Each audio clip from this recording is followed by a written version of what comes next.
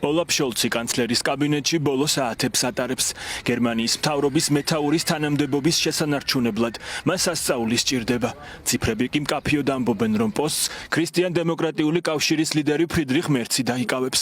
გერმანიის კანცლერობის კონსერვატორი კანდიდატი უკრაინის მხარდამჭერია და შოლცისგან განსხვავებით კიევისთვის შორ მანძილზე მოქმედი ფრთოსანი რაკეტების ტაურუსების გადაცემას ლობირებს.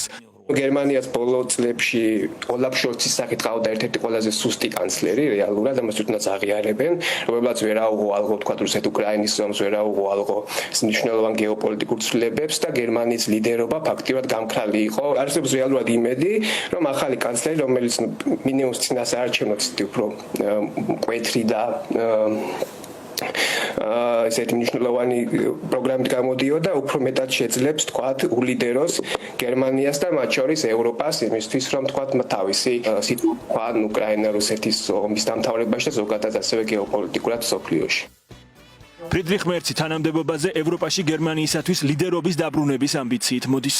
ბერლინის მიერ კიევის მხარდაჭერის გაგრძელება და მეტიც კიდევ უფრო გაზრდა კრემლისთვის ცუდი ამბავია. რობერტ ბოშის ფონდის ცნობით მომავალი კანცლერის დისკრედიტაციას აქტიურად ცდილობს პრორუსული ონლაინ ქსელი. 700-ზე მეტი ეკაუნთი პლატფორმა X-ზე ამტკიცებს, რომ გერმანიის ეკონომიკა ჩამოიშლება, თუ ბერლინი რუსეთიდან გაზის შესყიდვას არ განაახლებს. თესავენ შიშსაც, რომ მერცის არჩევის შემთხვევაში ტერორისტული საფრთხეები გაიზრდება. მერცი არის მკვეთრად ანტირუსული და ის მაქსიმალურად დაეხმარება უკრაინას და რა თქმა უნდა, მას შესანიშნავი გამოსვლები ჰქონდა ბუნდესტაგში, სადაც სწორედ ანტირუსული რიტორიკით გამოირჩეოდა, მათ შორის ამ ადმინისტრაციასაც ახლანდელ ხელისუფლებასაც აკრიტიკებდა არასაკმარისი დახმარების გამო უკრაინის და მგონია, რომ ეს არის ძალიან კარგი ამბავი უკრაინისთვისაც და საქართველოსთვისაც. ახალი ხელისუფლება, რომლის სათავეშიც იქნება ქრისტიან-დემოკრატიული პარტია და მისი პარტნიორი იქნება ან სოციალ-დემოკრატები, ამ მწვანეები ვნახოთ გააჩნია როგორ იქნება საარჩევნო შედეგი. კვლევებში მეორე ადგილზეა, თუმცა მთავრობის დაკომპლექტებასთან ახლოსაც ვერ მივა ალტერნატივა გერმანიისთვის.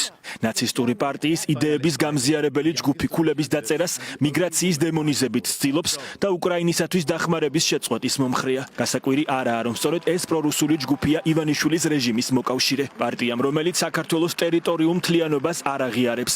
ბუნდესტაგში ოცნების მხარდამჭერი რეზოლუციაც დააინიცირა. ალტერნატივა გერმანიისთვის ევროკავშირის გაფართოების მოწინააღმდეგეცაა.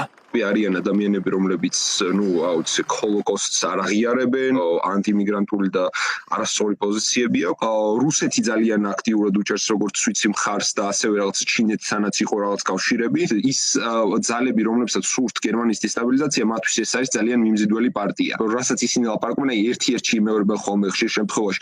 პუტინის პროპაგანდას ერთ-ერთში იმეორებს AfD, ამას ლაპარაკი აღარ უნდა და ოცნების talking point-ებიც ძალიან ხშირად ჩანს ხოლმე. AfD-ს პოლიტიკოსებს აჭენებენ ხოლმე იმედზე და რაღაც როგორც აი გერმანულ მხარეს ისე წარმოადგენენ. ქართული ოცნება გადავიდა ახალი მოკავშირეების წებნაზე და ახალი მოკავშირეები იპოვა, იაიამ მზარდ საშიშ ულტრამემარჯვენე ბანაკში, რომელიც იგივე ორბანიც ამ ბანაკს ეკუთვნის, AfD-ც, ლოპენიც და ასე შემდეგ. მომავალი კანცლერისთვისაც ევროკავშირის სასურველი ჩარჩოები მოქმედის მსგავსად ლისაბონიდან თბილისამდეა.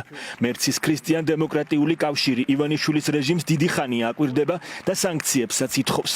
მხარი დაუჭირა ბერლინიდან წამოსულ პირველ ნაბიჯებსაც, როდესაც შოლცის მთავრობამ ოცნების მოძალადე პოლიციელები დაასანქცირა.